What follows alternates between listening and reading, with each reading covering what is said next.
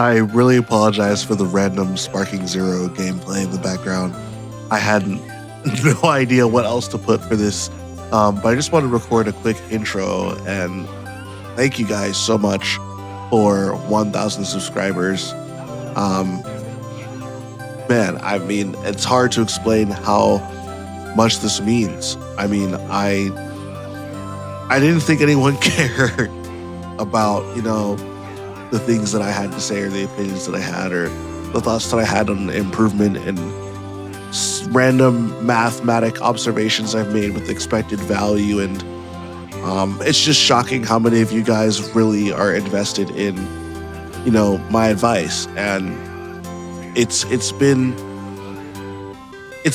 really great knowing that there are you guys out there that look forward to what I have to say, what I have to do, because I'm not going to get into it, but in my personal life, this is the one thing that I really struggle with. And honestly, here, this has kind of been like a space for me you guys have been a safe space for me.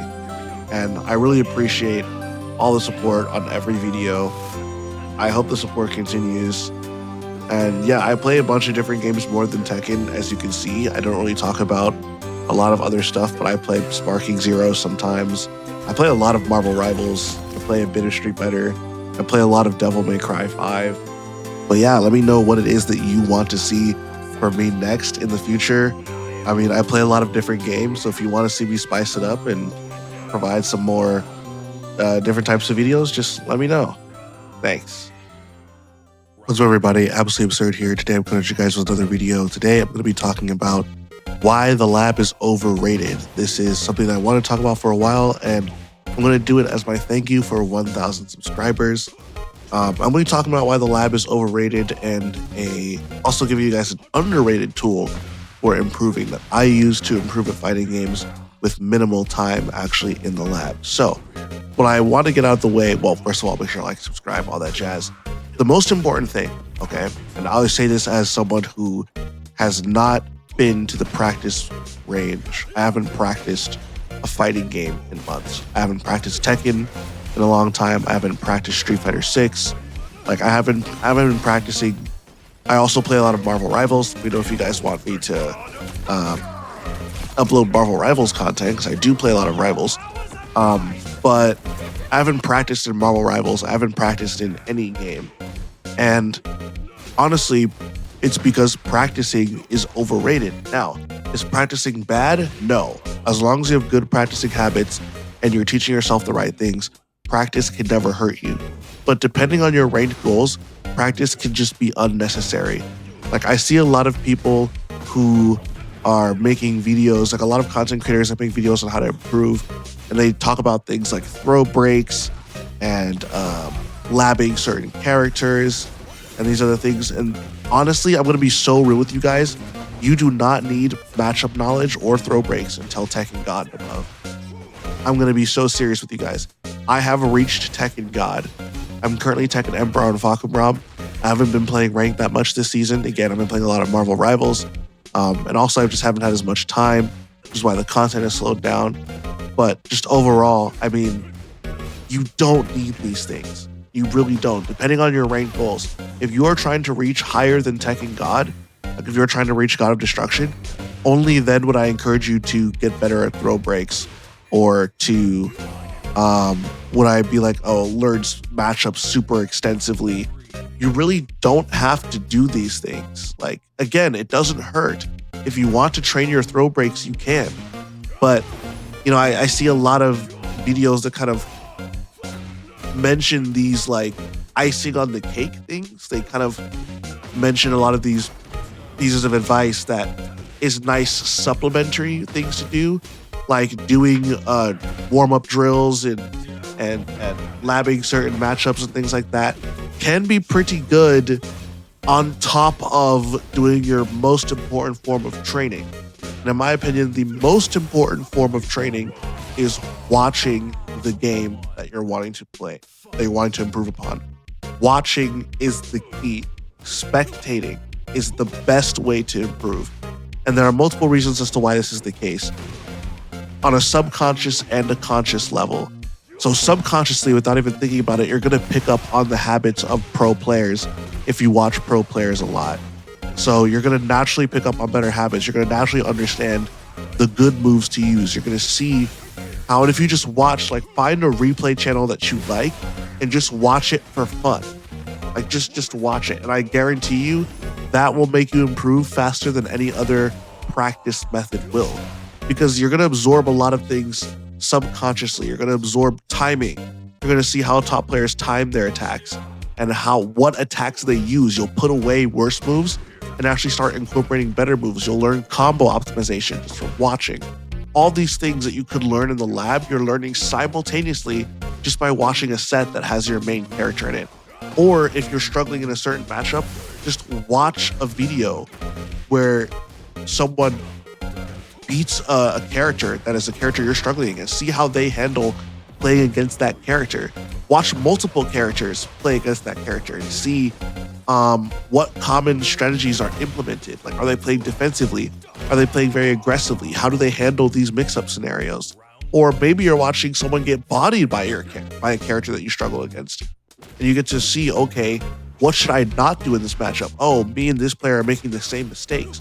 When you remove yourself from the scenario by spectating instead of being in there, you get to analyze the gameplay at a much deeper level, which is also why. But also on an active level, you get to see what strings do they use, right? Again, what combos do they use? For example, I was watching a replay earlier. I can't remember who the Huarong player was. I'm pretty sure it was Edge, I think. I'm not totally sure, but I was watching a replay earlier of a Huarong, and I saw a sequence that they did that was very useful, and I immediately added it to my arsenal. So I'm thinking, okay, this is like, my main is Fakubram, obviously. I'm a Tekken Emperor Fakubram this season. When Armor King drops, that's when I'm really going to start going crazy on rank. I'm dropping every other game. But I also play a little bit of Huarong. I play Steve. I play Clive. Clive was my main in season 1. But you know, I still like to play Huarong because I think he's fun. He's stupidly broken, but he's fun. And I saw another Huarong player, again, I'm pretty sure it was Edge, I could be wrong, but it was a really interesting string that he used. And I was like, wow, this is really cool. I didn't even, like, consciously I knew that Huarong could do that. But like, I didn't, like, it really didn't click with me until I saw it. I'm like, oh, okay, I should add this. I should start doing this. Okay. And so that happens a lot when you watch gameplay. This will take you much further. Now, again, once you've reached Tekken God, your fundamentals are at a strong enough point to where now you just need to patch up your own holes, right? Now maybe you need better throw breaks. Now maybe you need to understand some matchups better. You need to get better matchup knowledge, things like that. That's when that starts to matter. But in the lower ranks, your fundamentals can carry you the entire way. And I feel like a lot of people say the opposite. A lot of people will say, oh, just focus on not getting knowledge check. But think about it. Fundamentally, there's a reason why these knowledge checks don't happen at high level play, because good fundamental play will beat knowledge checks. It just will. You won't really get knowledge check that much if you're just having solid fundamental play. You know what I mean? If you're just playing well, you won't have to worry about that sort of thing. So I would highly recommend that you watch high-level players of your character. And again, I'm Tekken Emperor. I haven't labbed in months. The only time I've labbed was to figure out Fakubram combos.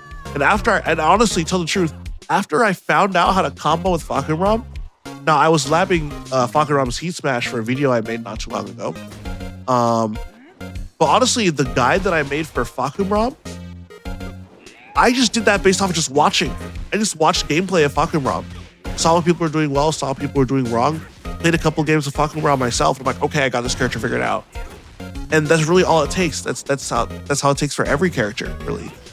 So I'm telling you, like, this is the most important thing for improvement.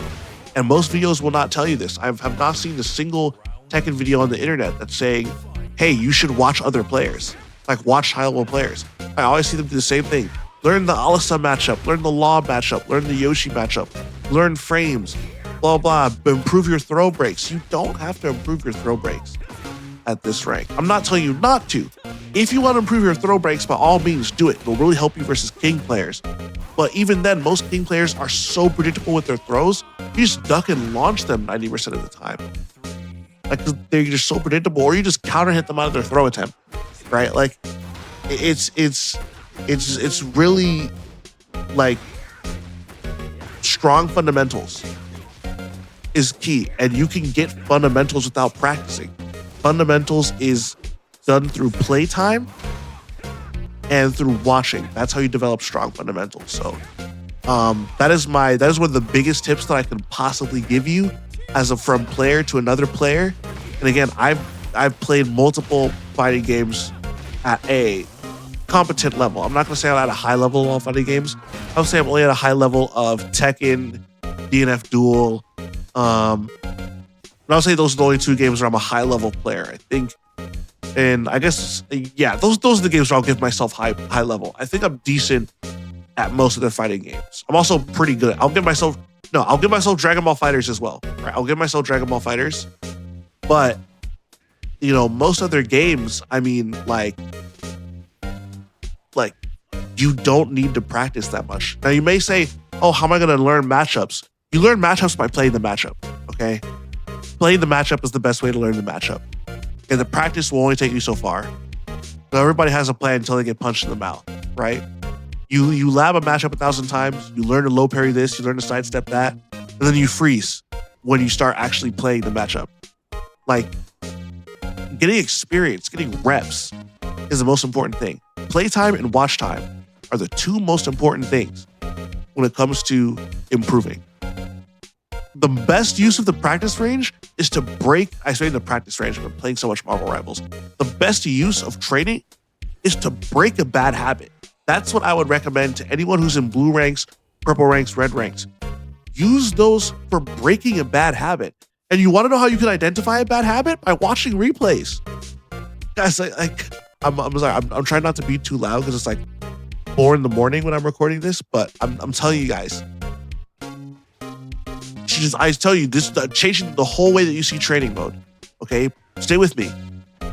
Use training mode to break bad habits. I guarantee you, I promise you, if you just watch high-level players play your character and you increase your amount of playtime, quick matches is a great way to practice. Use quick matches to try to learn different play styles and different techniques and different ways to approach the game. You're trying to get used to incorporating different moves. Use quick matches for that. And I'm telling you, once you do that, and then put away training mode only for learning combos and for breaking bad habits, I guarantee you'll hit your rank goal in a month. I guarantee you. If you just do this, play for at least an hour a day, 2 hours a day, you'll hit your rank goal in a month. As long as it's below Tekken God. Honestly, I think a month is too much. You can hit your rank goals in like 2 weeks. Okay, I'm telling you, when I implemented this, I shot up. The improvement was not linear. It was a giant gap. Like, I used to be like stuck, like, remember when I was stuck in Fusion, like Raijin? I immediately jumped to Tekken King, and then I immediately jumped from Tekken King to Tekken God. Like, these are understanding jumps, right? And so once you kind of change this level of focus, I guarantee you'll improve. So I'm going to stop ranting. Thank you guys so much for all the support. I'll be releasing a lot more educational videos coming up in the future. So make sure to like and subscribe. And I'll see you guys in the next video. Peace.